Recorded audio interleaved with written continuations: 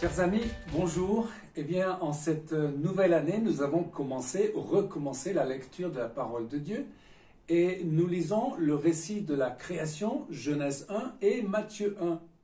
Le lien qui relie ces deux textes nous paraît être le rôle du Saint-Esprit. Genèse 1:2 dit que l'Esprit de Dieu planait au-dessus des eaux, tandis que dans le Nouveau Testament, Matthieu raconte le rôle de l'Esprit comme planant au-dessus du ventre de Marie pour donner naissance au Messie, au Fils de Dieu. L'Esprit de Dieu planait du verbe chachaf, virevolter, trembler, que l'on retrouve dans ce verset, Deutéronome 32:9. Car la portion de l'Éternel, c'est son peuple. Jacob est la part de son héritage. Il l'a entouré, il en a pris soin, il l'a gardé comme la prunelle de son œil, pareil à l'aigle qui éveille sa couvée, voltige sur ses petits, déploie ses ailes, les prend, les porte sur ses plumes. Voyons une autre image de l'Esprit dans le premier chapitre de Jean. Jean disant de Jésus, « Je vis l'Esprit descendre du ciel et s'arrêter sur lui. » Et Jean raconte, « Celui sur qui tu verras l'Esprit descendre et s'arrêter, c'est celui qui baptise du Saint-Esprit. » On peut voir au travers de ces exemples le rôle du Saint-Esprit. Il enfante la vie sur terre, il assure une protection spécifique et il confirme la messianité de Jésus qu'il a incarné en Marie. L'Esprit est une puissance de vie, mais également une personne, Dieu étant 3 fois saint. Et il est souvent représenté par la colombe ou l'aigle. Alors, un des rôles du Saint-Esprit est de séparer, de distinguer. Il est intéressant de voir 5 fois le terme de séparation lors de la création. Dieu a fait une séparation entre le ciel et la terre, entre les eaux d'en haut et les eaux d'en bas, entre la lumière et les ténèbres.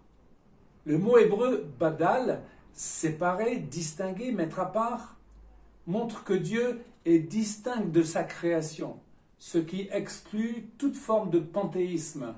De même, l'homme est distinct de la femme. Et Israël est distinct des autres peuples, comme le chrétien est séparé du monde et de l'esprit du monde.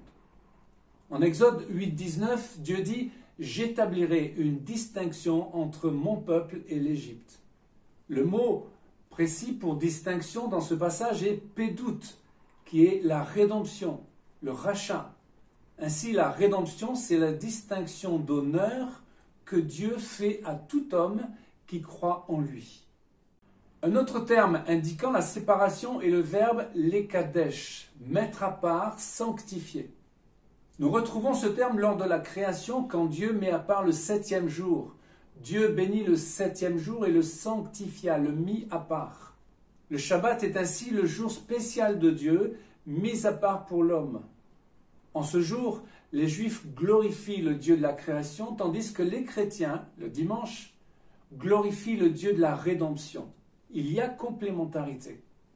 Par ces considérations bibliques, nous comprenons ceci dans nos sociétés.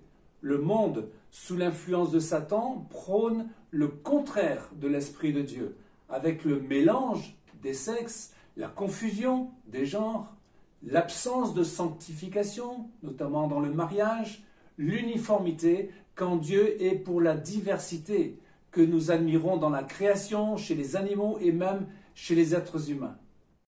Ainsi, l'Esprit Saint est le souffle de Dieu, Ruach, qui donne la vie. Dieu a soufflé dans les narines d'Adam, un souffle de vie qui sanctifie, met à part et nous distingue des animaux. Ainsi, Dieu a fait d'Israël un peuple choisi, comme l'Église. Vous êtes une race élue, un sacerdoce royal, une nation sainte, un peuple acquis. Lisons pour cela Éphésiens 1:3. Loué soit Dieu le Père de notre Seigneur Jésus-Christ, car il nous a comblés des bénédictions de l'Esprit dans le monde céleste, qui toutes sont en Christ. En lui, bien avant de poser les fondations du monde, il nous avait choisis pour que nous soyons saints et sans reproche devant lui. Quel mystère, quel honneur! Mais n'oublions pas ce que Dieu attend de nous. Il nous demande de le glorifier dans nos vies et d'obéir à son appel. Alors nous sommes appelés pour être élus. La généalogie de Matthieu 1 émane également de l'Esprit qui met à part des hommes et des femmes pour faire partie de la famille du Messie. D'une manière souveraine, Dieu a choisi un peuple. Israël fait de 12 tribus. Mais le peuple juif n'est pas le meilleur, il est le plus petit d'entre les peuples. Parmi ces tribus, Dieu a choisi une tribu, celle de Juda. En effet, c'est dans la famille de Juda qu'est né le Messie. Mais la différence avec la nouvelle alliance est qu'en Jésus, tout homme peut être choisi, préféré, élu. Jésus dira au travers d'une parabole, « Il y a beaucoup d'appelés, mais peu d'élus ». Précisons que le mot « élu » n'est pas tout à fait juste, car l'élu est d'une certaine manière le meilleur de tous. Le mot « choisi » est plutôt biblique, car aucun d'entre nous qui sommes croyants ne peut dire qu'il a été choisi pour ses qualités. Au contraire, Dieu choisit souvent les derniers. David en est un exemple. C'est tout juste si son père se souvenait de lui. Il était le 8e dans la fratrie. David gardait les brebis de son père à Bethléem. Il était le plus petit de ses frères. L'appel de Dieu s'adresse à tout homme, mais ceux et celles qui le suivent vraiment en devenant des disciples sont beaucoup moins nombreux.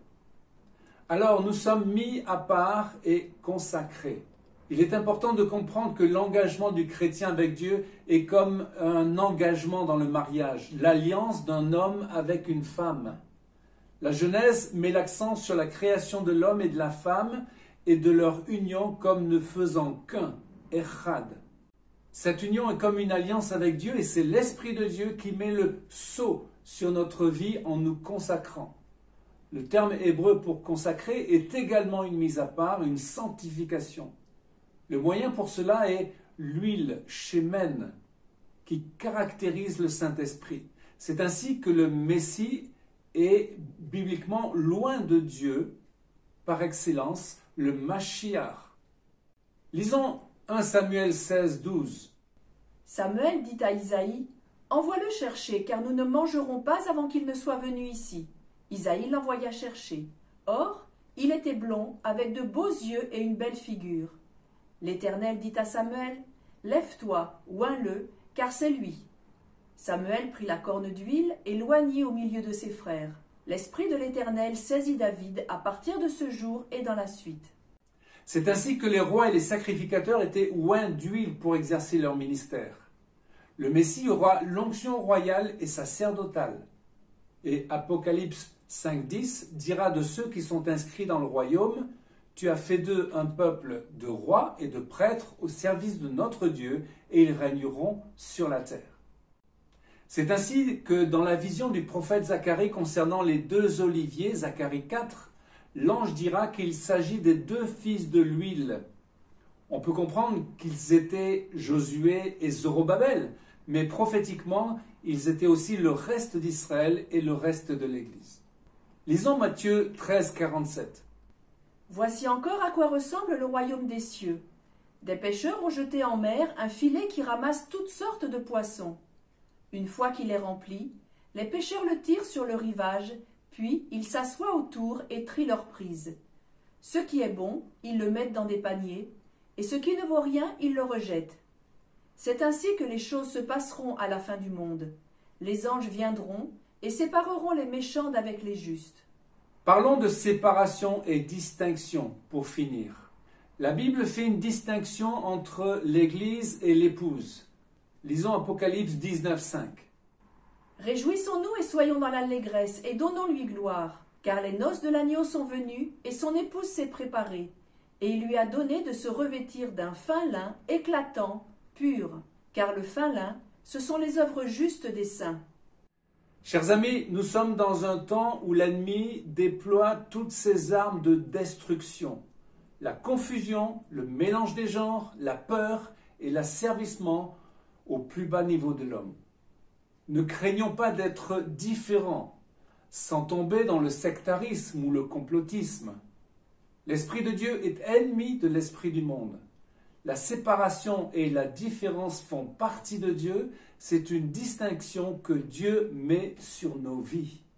Alors, laissons l'Esprit de Dieu planer sur nous, nous environner et nous remplir.